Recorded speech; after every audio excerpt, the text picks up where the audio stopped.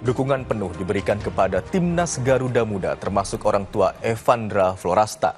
Sang ayah berpesan agar Evandra bisa memberikan yang terbaik untuk Indonesia jelang laga melawan Korea Utara nanti.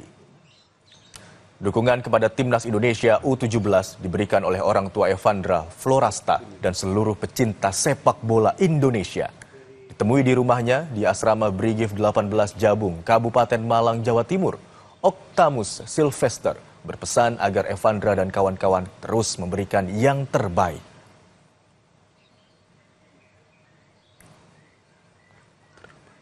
Kabar terbaru mereka untuk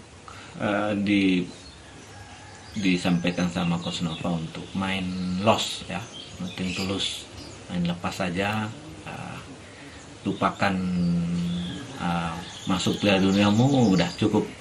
Sekarang mereka harus mulai dengan semangat baru untuk bisa lewatin Korea Utara ya, gitu.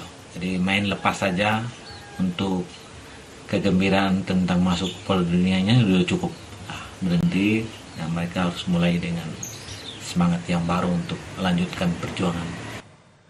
Garuda Muda terbang tinggi gelaran Piala Asia U17 Arab Saudi menjadi juara grup C dengan poin sempurna. Garuda Muda akan menghadapi Korea Utara yang pernah 2 kali menjadi juara.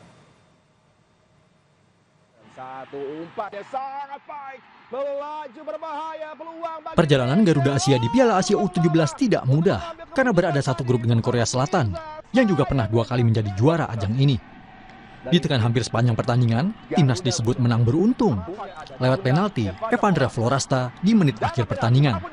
Hasil positif ini dibawa tim asuhan Nova Arianto ke pertandingan berikutnya. Melawan Yaman, Garuda Asia tampil terginas dengan melesakkan 4 gol.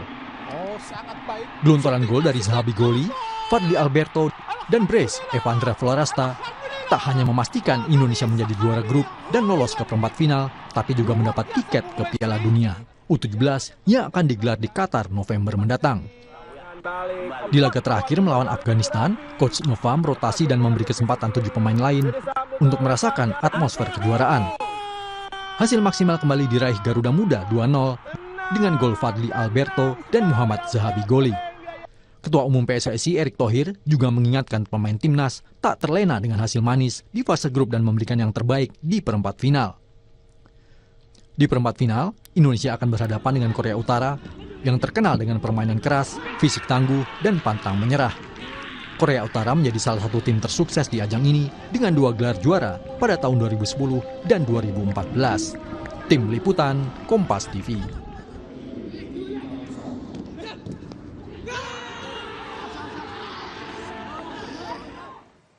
Timnas Indonesia U17 akan berhadapan dengan Korea Utara di babak perempat final Piala Asia U17 2025 Senin esok. Untuk membahas peluang Indonesia di laga krusial ini, sudah bersama kami pengamat sepak bola Bung Kusnaini. Selamat siang Bung Kusnaini, kabar sehat Bung? Selamat siang Bang Yuran. Bung Kusnaini, kita menunggu laga esok, laga krusial begitu ya, yang menentukan nasib Indonesia ke depan di Piala Asia U17 ini. Lalu seperti apa pandangan dan juga data dari Bung Kusnaini terkait dengan gaya bermain Korea Utara yang akan menjadi lawan Indonesia selanjutnya?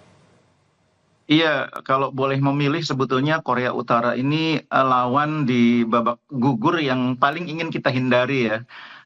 Bukan karena bukan karena kita selama ini kesulitan kalau lawan Korea Utara, bukan, tapi karena emang gaya mainnya itu termasuk yang cukup menyulitkan ya, dan tidak terlalu familiar dengan sepak bola Indonesia. Kita memang pernah mengalahkan Korea Selatan, tapi Korea Utara itu berbeda. Meskipun sama-sama Korea, Utara dan Selatan itu sangat berbeda cara mainnya. Jadi kalau Korea Selatan itu banyak mengandalkan possession, banyak mengandalkan permainan kombinasi, permainan yang mengandalkan kerjasama tim. Korea Utara tuh nggak seperti itu. Mereka bermain mengandalkan kecepatan, mengandalkan kekuatan fisik, tackle-nya cukup keras. Mereka juga tidak terlalu banyak kombinasi, tapi berusaha langsung melewati lawan shooting, Jadi ini cara main yang akan membuat kita harus sangat konsentrasi, harus kerja keras. Kalau lawan Oman, lawan Tajikistan, lawan Iran, sebetulnya kita sudah lebih terbiasa ya. Apalagi kalau lawannya dari Timur Tengah ya, dari Oman misalnya. Kita sudah pernah mengalahkan Yaman dalam babak dalam pertandingan sebelumnya di uji coba juga kita pernah bertemu dengan Kuwait, bertemu dengan Qatar, dan hasilnya cukup bagus. Tapi apa boleh buat, yang kita hadapi adalah Korea Utara. Jadi saya pikir tim harus siap, dan lebih dari sekedar siap, mereka juga tidak boleh terlalu terbebani dengan pikiran Korea Utara ini kuat, kita tidak mau ketemu Korea Utara, hadapi saja, nikmati pertandingannya. Tapi dengan catatan sempurna Timnas U17 Indonesia, 3 kali bertanding, 3 kali kemenangan, 7 gol dan hanya kemasukan 1 gol, apakah ini juga sudah cukup bisa untuk menyeimbangkan perlawanan Korea Utara? Iya, mudah-mudahan ini bisa membawa pemain ke level kepercayaan diri yang lebih tinggi ya. Karena percaya diri itu penting di pertandingan fase gugur, karena pertandingannya hanya sekali, tidak boleh ada kesalahan. Dan itu diharapkan kepercayaan diri yang tinggi itu juga bisa membuat mereka bermain sebaik di fase gugur. Karena memang pertandingan di fase gugur ini tentu lebih berat dibanding di fase grup ya. Di fase grup kita bisa mengatur strategi, misalnya lawan Korea Selatan kita berusaha tidak kalah, yang penting dapat poin, tapi ternyata alhamdulillah menang. Tapi di fase gugur kita harus berpikir bagaimana menang. Itu bedanya yang membuat kita memang cara berpikir, mindsetnya, kemudian game plan-nya semuanya menjadi berbeda. Kira-kira Coach Nova Arianto akan mengeluarkan taktik seperti apa? Kalau lawan Korea Selatan kita tahu bersama cenderung bertahan, kemudian melawan tim selanjutnya Yordania juga mulai maksud kami Yaman mulai menyerang begitu terbuka, lalu melawan Korea Utara kira-kira taktik seperti apa yang akan dijalankan oleh Coach Nova? Iya, seperti yang saya bilang tadi, cara main Korea Utara berbeda dengan Korea Selatan yang kuat dalam possession ya. Korea Utara tuh nggak terlalu banyak main possession, mereka banyak main direct ya, banyak melakukan permainan serangan dari sayap, shooting atau angkat bola crossing. Jadi secara possession mungkin kita tidak seberat waktu lawan Korea Utara ya, Korea Selatan maksud saya, di mana waktu itu Korea Selatan menguasai 68% penguasaan bola. Kali ini mungkin lebih rapat perbandingannya, 55-45 atau bahkan paling jauh 60-40. Kita lebih punya kesempatan main juga, lebih punya kesempatan mengembangkan permainan, mengembangkan kreativitas, memberikan ancaman. Nah, itu yang menurut saya harus dimanfaatkan oleh para pemain ini, oleh Coach Nova dan jajaran pelatih. Pada saat kita possession, menguasai bola, kita harus bisa menciptakan ancaman yang kemudian bisa dimanfaatkan menjadi gol. Jadi dengan cara kita bermain efektif, kita memanfaatkan setiap kesempatan, bertahan dengan sama baiknya seperti ketika lawan Korea Selatan, mudah-mudahan itu bisa menjadi resep untuk mengalahkan Korea Utara. Jadi pertahanan kita akan diuji sama beratnya dengan seperti ketika melawan Korea Selatan. Karena Korea Utara ini pemain-pemainnya cepat-cepat, berani melakukan shooting dari luar kotak penalti, berani mengalahkan lawan duel dalam 1 lawan 1, dan itu harus diwaspadai oleh pemain kita. Jangan kecolongan, jangan bikin kesalahan sendiri, terutama di area pertahanan. Menarik ini Bung Gusnaini, tadi Bung Gusnaini bilang pertahanan kita akan teruji saat seperti melawan Korea Selatan. Tapi nyatanya kita sudah berhasil melawan Korea Selatan. Dan dari possession ball, prediksinya kita akan bisa mengimbangi begitu, tidak terlalu jauh perbandingannya. Iya. Seperti apa Bung? Iya, memang kita tidak berhasil menahan Korea Selatan, tidak bisa mencetak gol ya. Tapi kan kita kesulitan mencetak gol. Hasilnya kan tidak bisa mencetak gol juga. Nah, ini pertandingan fase gugur di mana kita harus mencetak gol juga untuk menang. Karena itu mungkin perlu diatur keseimbangan antara bertahan dan menyerangnya, tentu lebih berimbang, lebih proporsional. Karena seperti yang saya bilang tadi, Korea Utara akan memberi kita ruang untuk lebih banyak menguasai bola juga.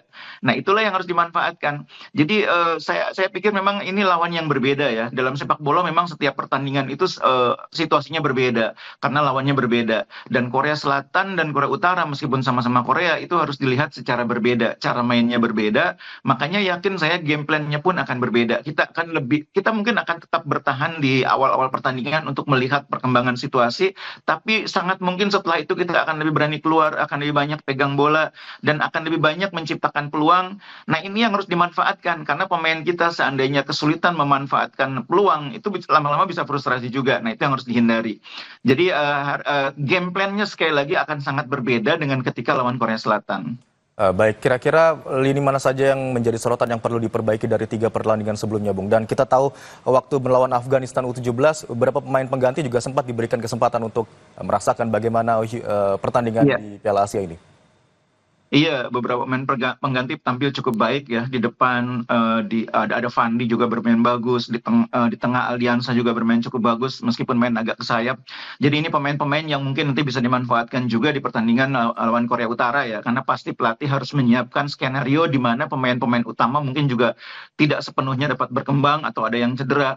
Nah, mungkin yang menarik adalah kita sekarang sudah bisa melihat semua pemain yang dibawa itu punya potensi ya, dan itu menjadi alternatif bagi Coach Nova. Jadi kalau misalnya nanti terjadi perubahan formasi tidak perlu terlalu kaget juga, karena pelatih sudah melihat sekarang semua pemain ketika diberi kesempatan performanya seperti apa. Nah, yang menarik mungkin lawan Korea Utara, lini tengah nanti yang akan lebih banyak berduel. Jadi kalau di pertandingan lawan Korea Selatan, lini pertahanan yang kerja keras ya. Kali ini saya yakin lini tengah yang harus bekerja lebih keras, karena pertandingan tidak akan terlalu dalam garis pertahanannya bagi Indonesia. Tidak seperti lawan Korea, kita mungkin akan lebih berani menerapkan taktik mid block ya di tengah, dan di situ penting sekali lini tengah kita berduel dengan baik, tidak kalah dalam perebutan bola, tidak takut juga ketika di pressing. Lini depan harus membantu lini tengah untuk lebih dekat menjemput bola, lini belakang juga tidak boleh terlalu jauh jaraknya dengan lini tengah. Jadi kunci permainannya nanti akan lebih banyak terjadi di lapangan tengah dan bukan lagi di lini belakang Indonesia seperti waktu lawan Korea Selatan. Nah, pemain-pemain kita lini tengah cukup baik.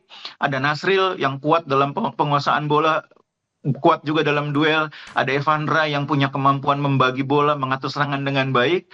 Nah, mungkin pemain-pemain ini saya harapkan bisa berada di top levelnya pada saat menghadapi Korea Utara untuk bisa membuat Korea Utara tidak terlalu nyaman bermain di lapangan tengah. Baik, itu semua harapan kita ya Bung ya, pemain kita berada di top Iya. level untuk pertandingan esok melawan Korea Utara. Tapi Bung, dari Iya. segi kepercayaan diri tadi, kita memiliki catatan sempurna dengan 3 pertandingan, 3 kemenangan dan 7 gol, sementara hanya kemasukan 1 gol begitu Bung ya. Ini menjadi Iya. poin positif bagi Indonesia untuk meningkatkan kepercayaan diri dan setidaknya tidak bermain kaku begitu ya dalam pertandingan esok. Iya. Iya, itu pasti akan menjadi semacam bonus yang akan meningkatkan level kepercayaan diri, itu yang tadi saya sampaikan. Nah, mudah-mudahan memang seperti yang kita selalu khawatirkan, kepercayaan diri itu penting, tapi percaya diri berlebihan jangan sampai terjadi. Lagi-lagi kita masih berada di usia 17 tahun pemain-pemain ini, di mana segala sesuatu masih labil, dan peran pelatih sekali lagi akan sangat penting, akan sangat menentukan untuk membuat pemain tetap menginjak bumi, tidak meremehkan lawan. Meskipun Korea Utara lolosnya susah payah, beda dengan kita di mana 2 pertandingan sudah langsung lolos, tapi Korea Utara adalah lawan yang sulit dikalahkan, adalah lawan yang seringkali kalau berhadapan dengan tim-tim seperti Indonesia itu mereka punya kepercayaan diri juga untuk bermain lebih lepas ya. Kita sudah melihat itu di Asian Games ketika Coach Indra menangani tim Asian Games U23 tahun 2023, kita bertemu dengan Korea Utara juga. Korea Utara ini mainnya mungkin banyak orang mengira mainnya kaku, banyak yang orang mengira mainnya nggak banyak hal-hal bola-bola umpan-umpan terobosan, mereka mainnya textbook. Ternyata nggak juga. Korea Utara itu ketika sudah di lapangan itu kadang-kadang juga mampu menampilkan permainan-permainan yang tidak terduga, meskipun memang secara keseluruhan kombinasinya nggak sebanyak Korea. Secara keseluruhan taktik bermainnya relatif lebih mudah dibaca, tapi mereka seringkali kadang mengejutkan juga dengan hal-hal yang tidak kita perkirakan. Catatan top skor sementara juga dipegang oleh pemain Indonesia saat ini Bung, Evandra Florasta. Kira-kira kiprahnya, prediksinya untuk pertandingan esok seperti apa Bung? Apakah peluang untuk mencetak gol dan bermain apik akan terus ada di diri Evandra? Jadi cara main Indonesia itu kan banyak melakukan penetrasi ya, pemain-pemain depan banyak membawa bola menusuk ke dalam dan kemudian berhasil memberikan ancaman yang kadang-kadang oleh lawan dipaksa dihentikan dengan pelanggaran. Disitulah terjadi kesempatan mendapatkan penalti atau tendangan bebas. Nah, disitulah peluang Evandra. Evandra ini kan pemain yang kuat dalam situasi bola mati, tidak hanya penalti tapi juga dalam situasi tendangan bebas. Saya pikir peluang Evandra untuk kembali mencetak gol masih ada ya, masih cukup besar. Cuma saya berharap tidak fokus ke faktor itu ya. Evandra tidak fokus ke menambah jumlah gol, tidak fokus mengejar gelar top scorer. Dia harus tetap mengutamakan tugas utamanya sebagai pemain yang mengatur permainan di lapangan tengah, menjadi jenderal di lapangan tengah. Kita membutuhkan peran itu dari Evandra.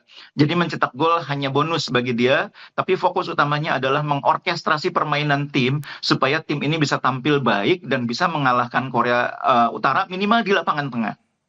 Baik, mencetak gol adalah bonus bagi catatan pribadi, tapi Iya. bekerja sama dalam tim menjadi hal yang sangat penting, terutama untuk pertandingan selanjutnya besok melawan Korea Utara.